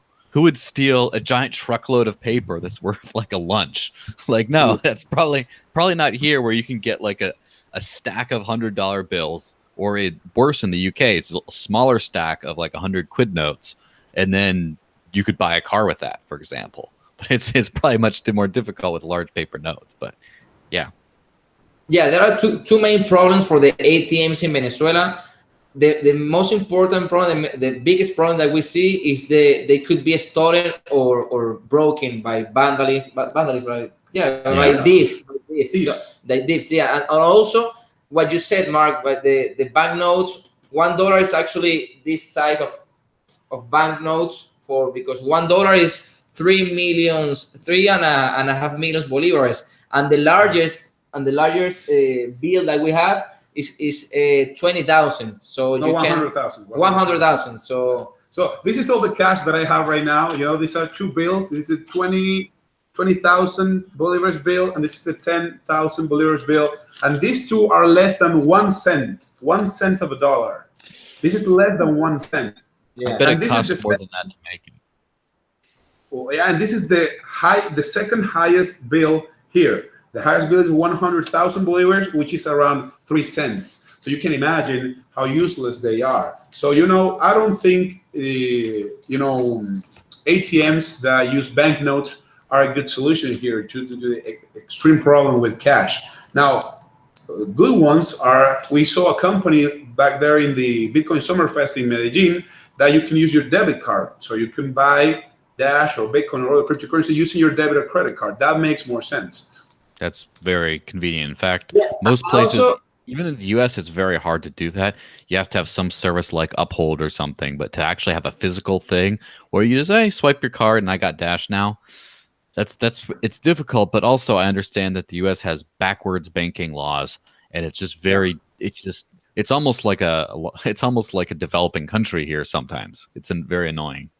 Yeah, I hate the US banking system, and it's so annoying. No one here loves them. So it's not a controversial position.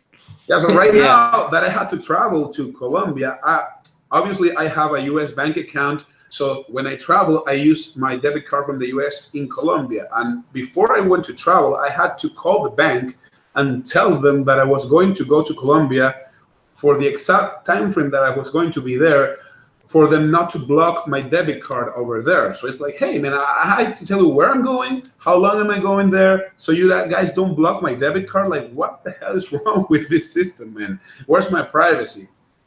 Wow. So I'm assuming George, the CEO of CryptoBuyer, really nice guy, but I'm assuming as that's the biggest exchange in Latin America, that's like the go-to place to purchase Dash.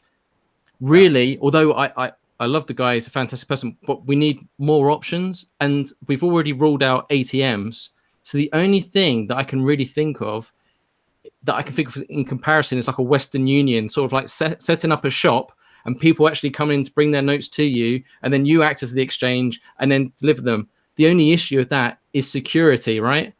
But I think if you could set up those, then that would be a great onboarding process as well. But I know there's probably so many laws and red tape to get around those issues. I don't know if that's something feasible. Is that something that you've thought about?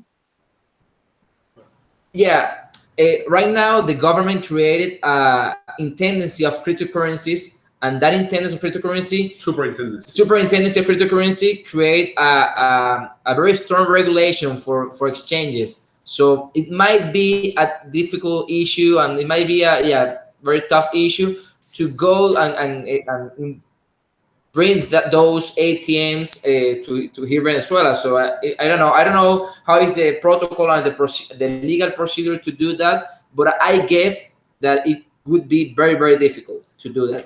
Yeah. However, we have thought of something, again, spoiling things, but hey, well, how we're gonna do it? Yeah, and exchanges. One of the big things that people are very used to here in Venezuela is kiosks, and in kiosks, people go there and they buy balance for different services. For example, their phone plan, they paid in the kiosk with their debit card or with banknotes. But right now, forget everything about banknotes because those are paper money, is just useless. However, so we thought that it could be very useful to get kiosks to sell Dash to people. Like you can add balance to your Dash text wallet, buying it in the kiosk, or recharge your balance in your usual app, in your Dash wallet application, like that. However, there are some legal stuff that we need to clarify there in order to do it.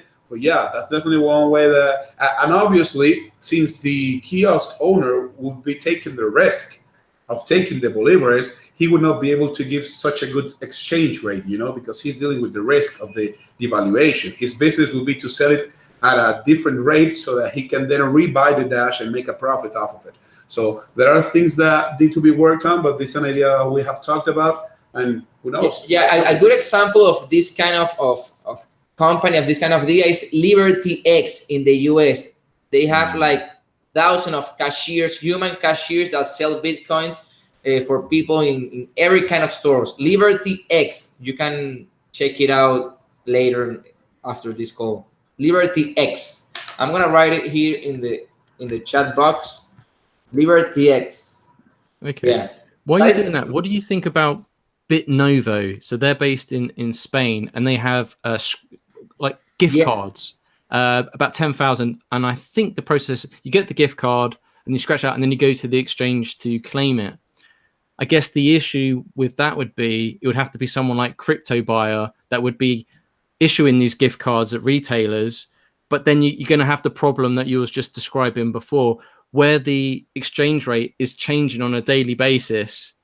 It's going to be quite hard to manage, right? Because there's no stability. Yeah, we know about BitNovo. There are like gift cards that you buy like 10 euros in Dash, 10 euro, 15 euros in Bitcoin, or either in Dash. But I think the biggest problem for implementing that in Venezuela is like issuing the plastic cards, because the cost here of plastic, it is very, very high, and I think that is one of the most important limitations of BitNovo. I think something like Liberty X could work very, very well, because you don't need to issue any card. You just go to the kiosk, pay in debit card or credit card, then the kiosk owner transfer you the crypto, the Dash. Excellent. But I like the model. I like the model of BitNovo. I really like it. Yeah, I've heard good things about it. It just shows you that this is why it's so fundamental and crucial to have grassroots organic movements where people actually live in there and know it, because not everything applies to every different country. And it sounds simple in practice, but in reality, it's a very different story, right? Okay, Joel, we've been going on for nearly 1 hour, 20 minutes now. Have you got any questions from the live chats you got for the guys? Or have we revealed all their secrets now? I think we spoiled everything. Well, not everything, but a couple of things that we thankfully haven't been speaking about, and we will get soon. I do have a couple of questions, and then one final thought / question beyond that. So the first couple of questions is, and this is as someone who goes and talks to businesses and gets merchants to take it as well. How, and I understand this must be very different depending on the country and the culture and things, situation. How do you guys get in contact with so many business owners? Now, let me just get the context. Is a lot of people say, oh, I want my coffee shop down the street. I want to pay in Dash there. And they go and then they say, hi, what do you want to drink? Do you guys want to take Dash? And they're like, like, how do you, like, if you can talk to the owner, sure, you can get somewhere, but how do you get at the owner? So that's the first question. Okay, well, that is revealing our secret receipt of the Dash merchant strategy, but it is okay. I want to tell you, Well, yeah, you this can also say a more general principle. It doesn't have to be, well, we are part of this association to give us ideas. Yeah, I was joking. I was joking. Yes. So there is many ways to get to the merchant. Our sales agents from Dutch merchant look into Instagram in the social media, and they contact them like a DM, a PM message, and also they go to the stores. But it is not likely like they will find the merchant owner in the store. So they ask for the manager, and they pitch the sales pitch to the manager, and then they give their business card, and they after that they call back to us. So at the beginning it was very difficult because no one knew about us. But then when we put up the billboards and we started to affiliate merchants, then the whole ecosystem of merchants are aware that we exist, and when our people, our salaries go to the stores, they say, "Oh, hey, it's Dash Merchant. Finally, you get to my store." So That's yeah, good. it is the marketing. It is the marketing magic. Like I was talking in the Discord some hours ago that in Venezuela the billboards are very important to people because only big companies like Coca-Cola, like P&G, Samsung and Apple set up the big billboards, and Dash had those billboards in the highway. So people respect the brand, people recognize the brand, and it makes the work very much easier for us. So yes, also we have merchant directory that our sellers calls directly to the merchant directory. And also right now we're testing a strategy that are contacting the merchants through Mercado Libre. Mercado Libre is like the Amazon from Venezuela. It is a marketplace. It is the biggest marketplace here. And then in Latin America. Actually. In Latin America, actually. And then you can type some questions to the merchants, and we are testing that strategy and see how it goes, because Mercado Libre has thousands of merchants in Mercado Libre, and it would be an effective way to only affiliate merchants by contacting them through online. Web. Yeah, online. Yeah, and these are merchants with actual stores. So there are many ways in which you can do this, and there are different types of merchants, from big to small, and the personality of the owner. So this is something that we have been learning and relearning and evolving. And a very important thing about selling is asking questions. I knew a guy in selling who told me selling is asking questions. Selling is asking questions. So it's not like you just go there and say, "Hey, this is Dash. It's so nice. You will have this and these benefits. Just get it." No, it's like, "Hey, man, how are you doing? How are you getting payment right now? Are people paying with banknotes to you? How many transactions are you doing a day?" And then they start bringing up their problems, and as they tell you their problems, you start saying, "Hey, all those problems are solved with this." So asking questions makes us learn a lot about the merchants, about what they want, and help us to build the solutions that we build. So strategies change and evolve, but so far it has been very successful, and we have developed very good strategies to get them on board. Yeah, remember that merchants almost all the merchants want to accept a stronger currency. So if you introduce them Dash and other cryptocurrency, they will take it, because Bolivar is devaluating like 3 to 4% per day. So if you present them a stronger currency, they will take it. So right now it is not so difficult, because hey, this is Dash. It's like charging in a strong currency. You can exchange it for dollars, for euro, for every currency in the world. Also, you have we have Subway, we have One Chip Burger, we have Sushi Cookies. We also use those big merchants, because also merchants who is with me with Dash, and then we say we have Subway, we have these big companies, Sushi Cookies and all other the merchants that we have affiliated. And this is very helpful to merchants, because they say, okay, if Subway is taking that, and there is a good argument to a good sales pitch to them. So yeah. So right now it is very easy, and we hope that the community and the master owner keep funding us, because we are going to submit another proposal, I think by September. Okay. Mm-hmm. It will be very cheap. we're already making all the calculations, but we are already in the, how to say, we already have The wheels in motion. the strategy clean, and we have the best strategy, and we just need to apply it and go straight forward. One thing I saw in the documentary towards the end was there was a mention of Bitcoin Cash, which kind of threw me off. I think it was a market, and there were some things priced up in Bitcoin Cash. How prevalent? I mean, sorry, I keep forgetting you're not native English.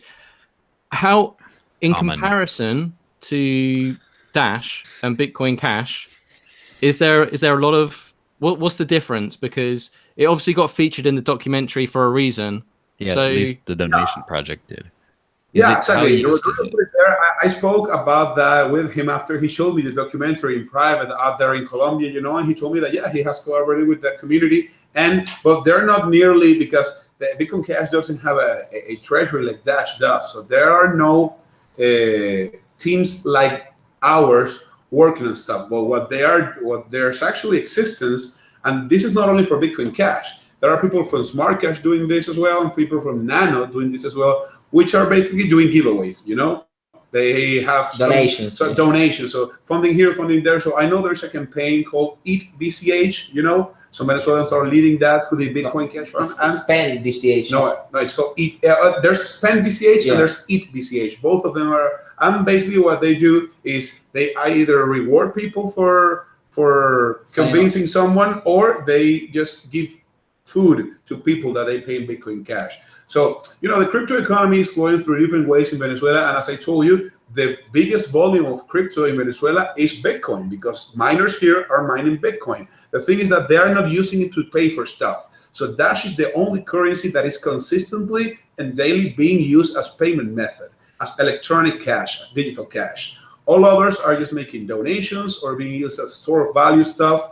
And the cryptocurrency is an open ecosystem, but the payment solution is the most important part about crypto, about the economic freedom. And the value of the cryptocurrency is that you can spend it anywhere, that you can trade it easily. And we respect a lot the other cryptocurrency, so BCH, Smart Cash, PIVX, and all of the crypto that are doing efforts here in Venezuela. But the real thing is that Dash is the only that has almost 1,000 merchants accepting it, and has a real transaction happening here. I respect the other one, but the other one, the community is so small, and they don't have a special team for merchant adoption, and they don't have a support center, and they haven't provided real solution. Because what I stated in the other Reddit post, the Nano post that got viral the other day. Do you remember that? You guys saw that? Yeah. Oh yeah. And they said that Nano is the cryptocurrency that has contributed more in Venezuela than any other. Does that annoy you? Does that annoy you both when you see the media? Yeah, because $70 donation in Nano makes mainstream crypto publication news. Yet you guys are bringing on hundreds of merchants by the week, and silence.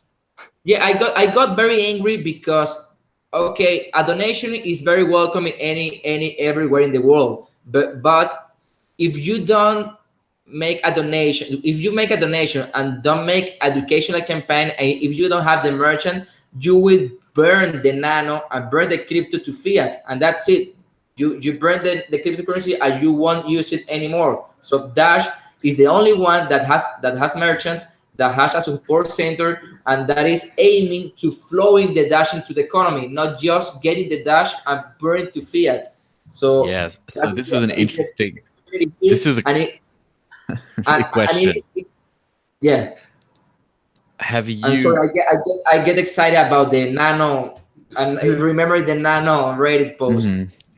Yeah, how have you done any kind of outreach specifically targeted at these other cryptocurrencies, saying, have you received a donation in Nano, Bitcoin Cash, or other?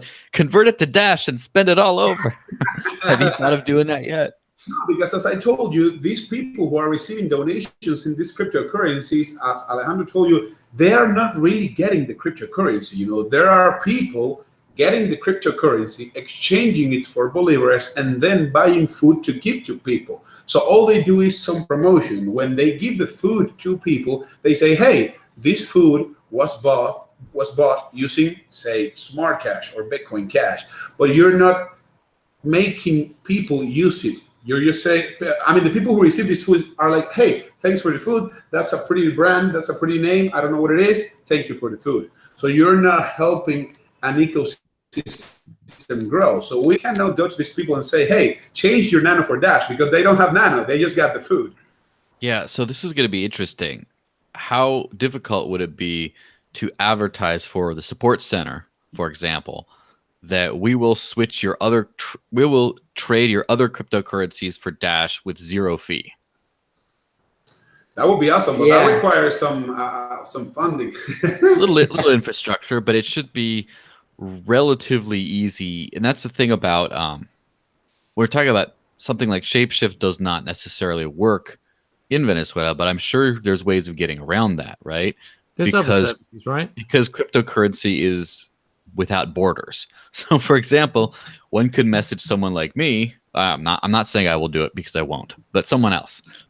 You can message someone like me and say, "Hey, man, I got a whole bunch of smart cash," and then I give you the address. You send it, and then Shapeshift sends it back to the Dash address. They don't even know where in the world it's going, because it is nowhere in the world. It's everywhere in the world. So that should be something that could be fairly easy to do. And if you say 0 fee, then it should be, as long as you keep track of the cost of that, there should be an easy way to donate that. But that might be a very good thing where you can advertise all these giveaway projects to go in and do something that actually gets people to use cryptocurrency. I think it is a good idea, but I don't have the specific statistics, specific numbers of the donation of other cryptocurrencies, but I guess they are not so big. Dash is the one that has flown all the economy in Venezuela in comparison to other crypto. I think the Nano donation don't get to $1,000 or $2,000. Dash has funded many proposals here, and I guess that there are in Dash wallets here in Venezuela, there are like $300,000 flowing into the economy, and no other crypto has those numbers. But that's a good idea for Bitcoin specifically, because that one, since the miners are here, I actually really like that idea. We're going to study that, because if we can say to these people, hey, we'll take your Bitcoin and give you Dash with 0 fee, that might be a good strategy to implement more Dash. And so we're definitely going to take that. Yes, and because trading it for fiat currency is always very difficult. It's also like, so for example, a friend of mine who was a roommate when we lived in Phoenix, he got deported to Mexico, and then the U.S. officials gave the drug cartels false information saying that he betrayed them, and they tried to kill him. And so for a whole year, he would call me in a different Mexican state saying, hey, they're trying to kill me. What can I do? And so finally he was going to escape to Canada, and he couldn't afford the plane ticket. And this was before cheap air existed, right? So I paid for his plane ticket in Bitcoin, even though I had Dash, but it was very quick and easy to transfer it into Bitcoin and then pay it there.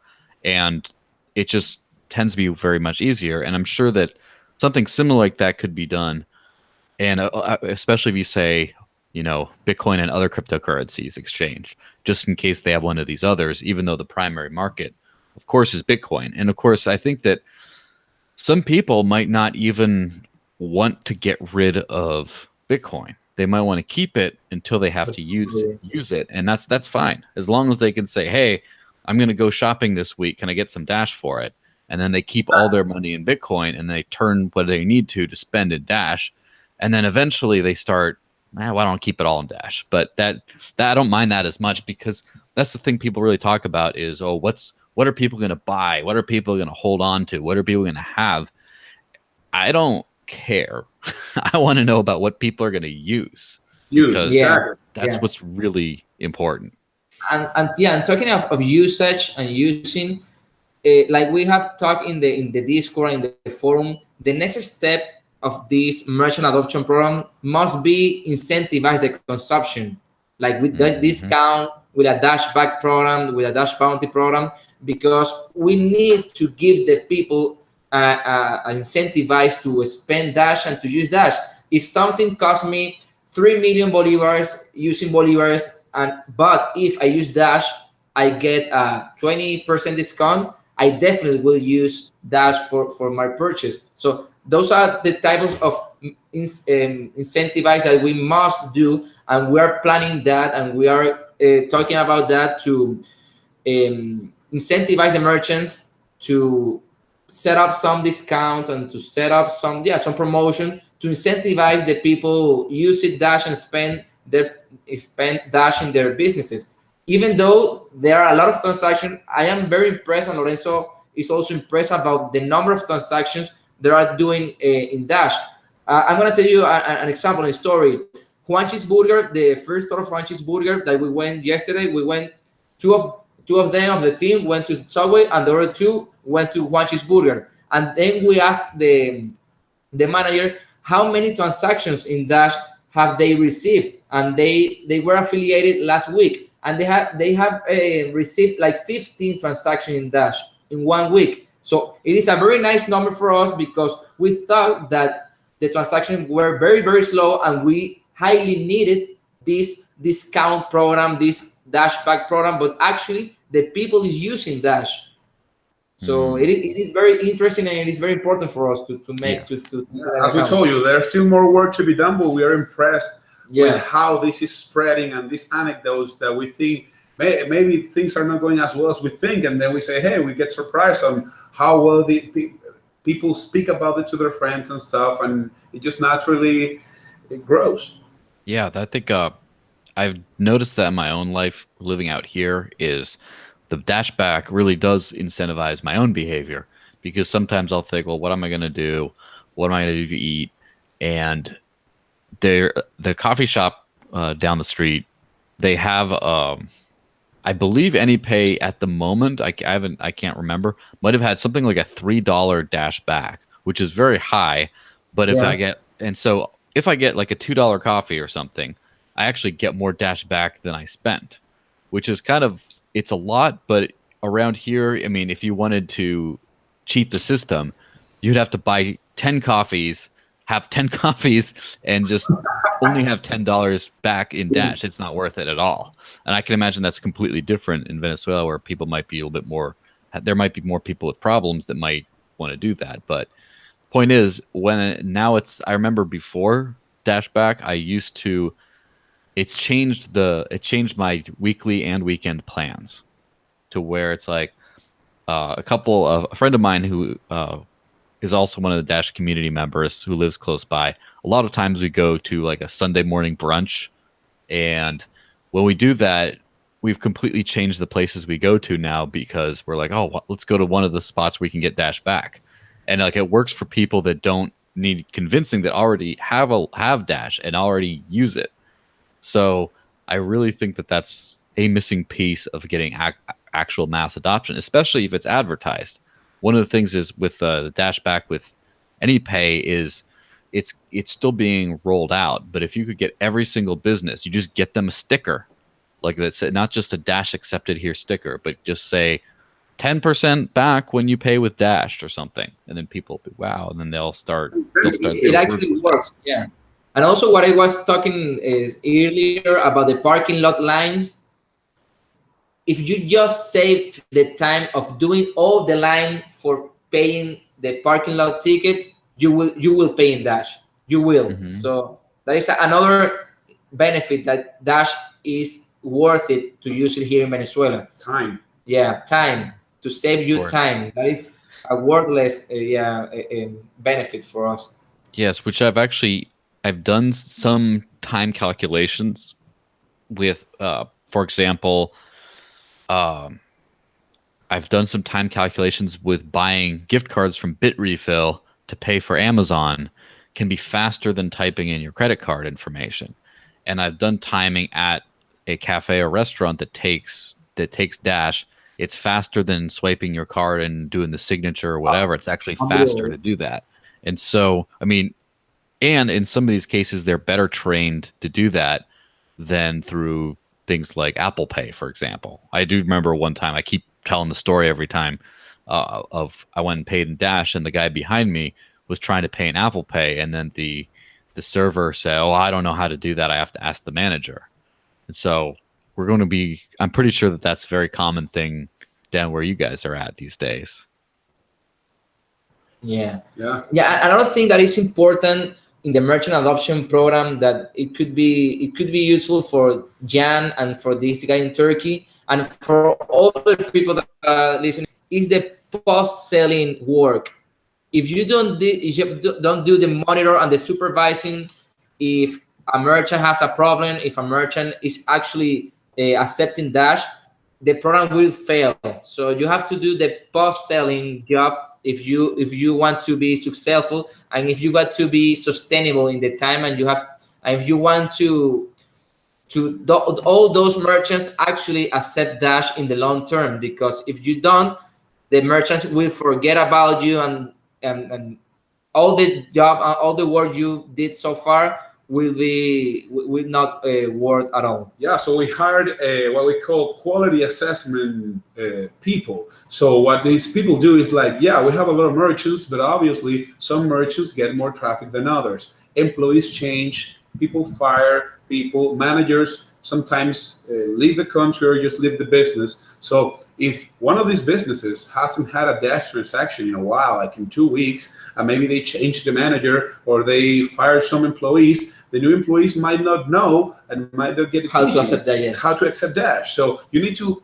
have follow-up, after you have them accepting Dash. So that's why we have these quality assessment people that are visiting our merchants every day, going every day to their stores, talking to them. How has the experience has been? Have you been accepting Dash? How many transactions have you had? They actually make purchases in these stores to make presence, and to keep them affiliated.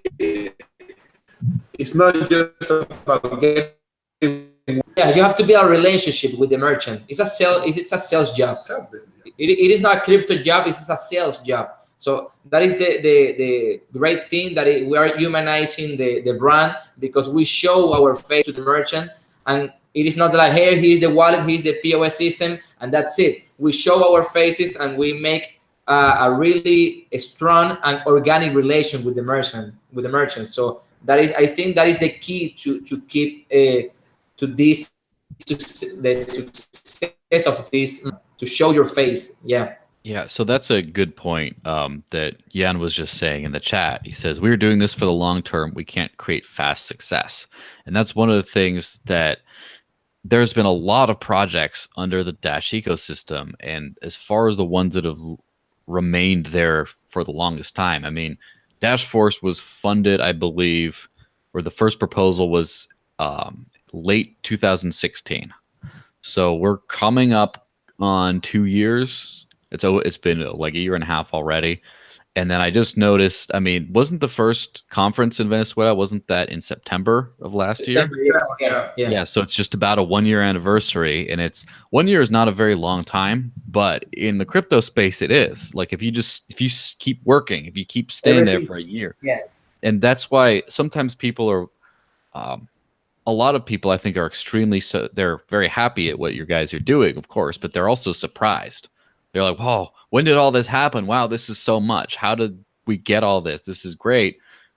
And some of the surprise I'm not so surprised that long-term projects that have proven themselves to be worthy of trust are actually giving benefits, because it's easy.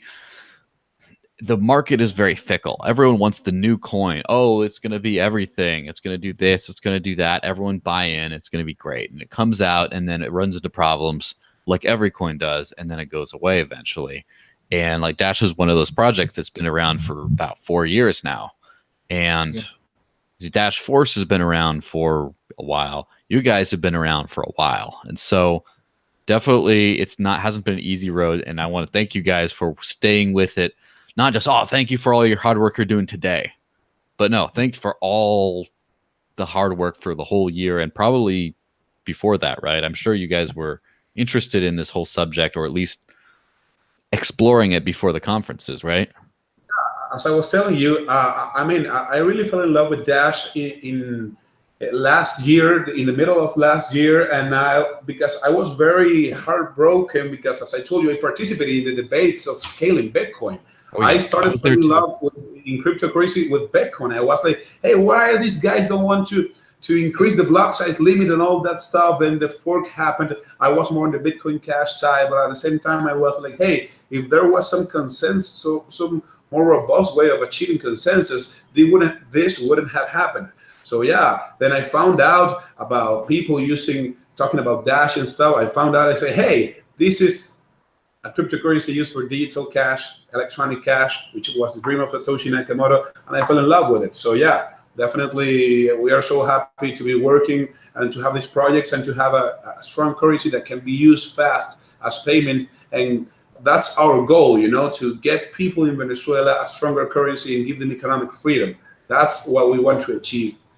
So the last question that I have, at least, and a few other people have asked this, is where can people go to donate to this whole thing? Is there a public donation address or something where you can where people can give some that then you can add on top of your proposal funds?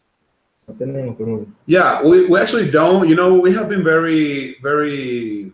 We don't want to. We're business people, We want to make solutions, and so we don't always feel comfortable asking people for donations. We obviously will be able to do more with more funds. However, we haven't made a donation campaign because we feel like, hey, with the treasury we can work, and as I told you, we have a business mentality. But we are not we are open to the idea. We will consider it and maybe publish some address. Maybe we can share it later on today, so if people want, they can do donations, and we are not against donations. It's just that we have a mindset of working with the money that we got from the treasury and getting the most we can with the business mentality, Yes, or is there another project that you could think that could also help work with you guys that might need donations? Yeah, obviously the Dash Venezuela Conferences project proposal that didn't pass because of the lack of funds. I think that Eugenia is setting up the donation campaign for her next conferences. But I think we have to wait until he released like the Dash address and she released the donation campaign. But absolutely, that project needs to be donated and needs the funds to keep working. So yeah, there's a question here in the chat that says, are you guys working on alternative income streams like ATMs or another kind of Dash infrastructure? So as I was telling you, we obviously can do more with more funds. But as business people that we try to find ways to get cash flow from an exchange. So we're talking with the Dash core team, and we're providing the useful information, bug reporting, market statistics and stuff, market research, and we are close to getting to an agreement. Yeah, we are talking with Fernando, and we're very close to an agreement to like selling the information, the market information, and also one of the most valuable things that we have provided to the Dash core team is the feedback of the wallets, of the iOS wallets, and the bug reporting, and also there were many bugs and many typos of translating. Also, we suggested some new features for a better user experience. So, Sam Barbosa can testify that, and that is why Fernando came to us, and we're very interested to make some business with Core, and we can support them. They can support us and make a very good relation. And not just the Core team. We were talking in the interview with Mark and Karen. We got to an agreement with BlockCypher, which are obviously very interested in getting more traffic to their platform. So we set up a promotion in which BlockCypher is paying for some money to give to the referral program. And they also sponsored to have a Dash text ad on their website. So that's the kind of deals that we like having, where there's an exchange. That's how capitalism works. That's how the economy grows. So at the end of the day, we are accumulating users, and even though in our services, like in Dash Text, you only get the phone number from the person. You don't get their personal data. We're still accumulating users in Dash Merchants with our merchants, and in Dash Help with most frequently asked questions. So this is all valuable data. So if any enterprise, private company that's working with Dash is watching us, there are business opportunities here, and there are ways that we can collaborate. ways in which we can get more funding and that we can give something back, not just a donation, but relevant information, relevant data, or marketing, or different kinds of stuff. So that's the kind of ways that we like deals to go through. So we're open to that. Just hit us up. Well, you've both made me feel very optimistic for the future of Venezuela. I'm very happy you both mentioned the Dash Core group, because just talking about Venezuela and the documentary as well, where there was one case where Rodrigo was topping up the taxi car with fuel, and it cost less than $1, which really blew me away, how the cost of living in relation to US dollars is so low. And it just makes me think about Dash Ventures and the possibilities. With Dash Ventures, we could buy up the local taxi firms and get them all accepting Dash. We could buy up the local coffee shops. There's so much stuff that we could do that could be cash flow intensive, that could be self-sustaining, so it's not dependent on treasury funding, yet help adoption and growth as well, but in a natural, organic way. Organic, that is the most important thing, that have a natural and an organic growth here, not just airdropping things and just donation. We have to make an organic, and as I have said in the conversation, follow a strategy. This is a business, and we need to treat it like a business. We have to make marketing, we have to make promotion, we have to make education, we have to make merchant, we have to support help. I don't know if many master owners are aware of the importance of the Dash Support Center. If we want to massify this thing, we want to Dash get used all around the world. We have to help people, because it is a new technology. People will have questions, people will have tech problems, and we need a special team that deals with that, and that is what Dash Help does. So we have to treat it like a whole ecosystem, like a business thing, and in that way we will success. We will overpass all other coins, and Dash will be treated as a digital cash. Yeah, and you wouldn't believe the peace of mind that you can see in people's faces, in merchants' faces, in user faces, when they get the info that there's a phone line that they can call, a website that they can chat with experts to solve their problems. That's a big barrier, and we see the peace of mind that we give to we see in people's faces when they find out that there's the Dash Help Support Center to help them with any problem that they may have. So it's a very valuable thing. We also get a lot of marketing and research information about the state of the market, the state of the wallets, the bugs. So we definitely wanted to point out the importance of that and the potential for business that it has in the future. Yeah, and what Amanda B. Johnson always said in her videos, money as a service. We need to provide service to people in order that they can stick with us and we stick with Dash. And in the only way to do that is creating solutions, showing your face, not like a shady face. We have to prove the people that there are people serving them and providing help to them and providing solutions. So we think that is the way that we need to work in order to get adoption and real usage. Yeah, which, by the way, speaking of support, Discover Dash, a lot of you may know, has support about 40 hours a week, only in English right now, but it's a good start. So we have Albert answering the support line, and so people can actually message Discover Dash, usually about stuff about the site, but they can even say, why should I use Dash? Or just say, how do I get some? Or just any kind of questions. So it's not anywhere near the level you guys are on, where you have a proper support center with a phone and everything, or what the Dash Embassy people were doing. But it's still somewhere you can go to talk to people. And I think that's it's very interesting that almost no cryptocurrency has that. You might have, say, BitPay, the business, might have that. You might have Coinbase have support. In fact, I know a few people who work for Coinbase supports, and they're always complaining. But you don't have a currency that someone will answer you on. Like, well, why isn't this transaction confirmed? And the question is not, oh, which app are you? You're not using our app. We don't know. It's like where they can actually start asking about the coin itself. That's pretty good. Well, it seems like we've done a 2-hour podcast, which is twice as long as we usually do. Probably because there's twice as many of you on the other side. It's like 1 hour for each.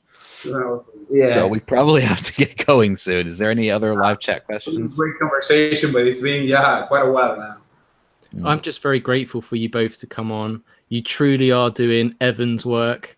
It's great to actually have the community get a chance to speak to you and ask some questions as well. I mean, I've been grateful to have communication with you in messages, but I think it's really important for the community to see you and understand the work that you're doing. And although you said you're very humble and grateful to come on, we're humble and grateful to you because you're doing a phenomenal job. And, you know, the numbers don't lie, stats don't lie. And please continue doing the great work you're doing. I know we're going to stay in touch. As soon as you get the promotion launched initiative with Dash Text, please let us know. Keep us posted on that. We want to do articles on dashforcenews.com. And also as well, I don't know if it'll be of use to you, but Damien, who runs Dash News Espanol, our Spanish branch of Dash Force News, perhaps you guys can talk. I mean, you guys are doing so much stuff. I imagine you guys could do, articles a week. I feel like we should give you your own section on the website. You're doing so much. What did so perhaps we can talk further about that. Joking with? But I'll pass it over to Joel, and he can close up. I said something like we could rebrand to Dash News Venezuela, and then we'd still be able to write an article every day. Yeah. Well, guys, thank you so much for the invitation. I have a great time with you, talking with you guys.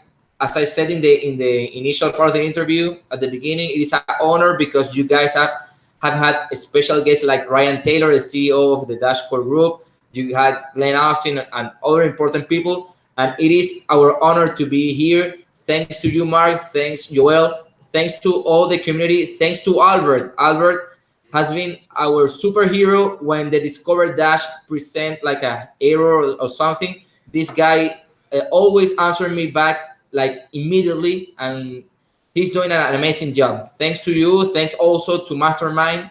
And, thank you to all the people who joined us today, to the questions that they have. We love communicating. Presence is key. We love answering your questions. And I also wanted to thank other people. Excuse me, I don't thank someone, but I want to thank Rodrigo from Dash Brazil, Sam Barbosa from the core team, Edward, from Dash Red. He was so insightful and such an awesome guy to speak with out there in Colombia. He gave me great advice. Both Masternode owners. Yeah, exactly. Edward is a Masternode owner, and I was going to get to, in general, Masternode owner. Thank you to all. Yeah, and a special thanks that, and maybe nobody knows this, but a special thanks to the Masternode owner that has contributed the most to our projects and to our proposal.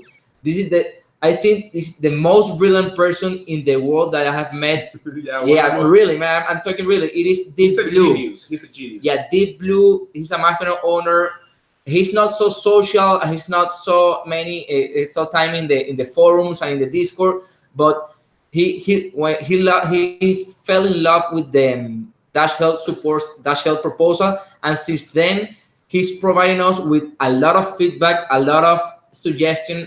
And thanks to him, I can say that we have passed the proposal of Dash Help and Dash Text this past cycle, because this man, he has a business mentality, and he is a brilliant on marketing and communication, and like he's part of the team. So many thanks to him if he's watching this. So his Masternode name in the forum is Deep Blue. Yeah, Deep Blue. He's not so active on Discord. I believe he doesn't have a Discord account, but he's very active in the proposals. I mean, we are so thankful to you, Deep Blue. You're being a great advisor for us. We really have a connection with this person because he has really helped us a lot. So big thanks to you, Deep Blue. You're us. You're part of the team. So that's all, mate. Perfect. Well, it seems like it takes a nation, takes a Dash nation. I'm sure Tao will like that little shout out. Oh dear. All right, I'll let you. That's helpful us a lot. DJ Crypto Nate, he's working on the Dash Shop online store, online marketplace.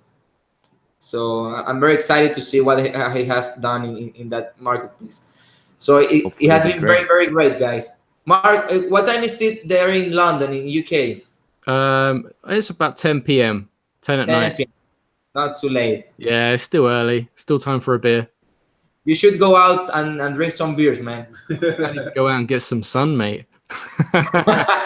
Yeah. Vampire. So to you, Joel, you should go out. You guys work very hard.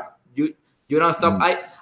Not hard always enough. look around. Yeah, I always look around in the Discord channels, those channels that I never saw, and always that I go into it, there is a Joel message. So Joel is in every channel. Joel is on it. Well, maybe that just means I don't have enough of a social life. That's okay. Yeah. Well, thank you for the conversation. Thank you for such a great podcast, and just keep communicating, man. Yeah. Yes, definitely. Well, thanks again for your great work, and we'll see you on the other channels. Now, or don't forget to like, share, and subscribe. Also, this podcast is on all kinds of audio channels, and so when we do the post on Saturday mornings, make sure you go and the links are all down below. Now, also, I always have to remind people about the after party. Every time we do the podcast, we run an after party in Discord with up to 10 people, video chat just like this, with people coming and going, talking about whatever on and off, and it turns out very well. So but there's no link for that. You just have to go to the Dash Nation Discord channel or dashchat.org to get in, and you start asking, hey, is there room in the after party? What's up with this after party? I want to get in. And then a lot of crazy secret stuff happens there. So, yeah. Excellent. Well, that was episode 63 of the Dash Force Free Amigos podcast. Have a fantastic weekend. Stay positive. Stay humble. And most importantly, dashy. stay dashy. Dashy, man. Stay dashy.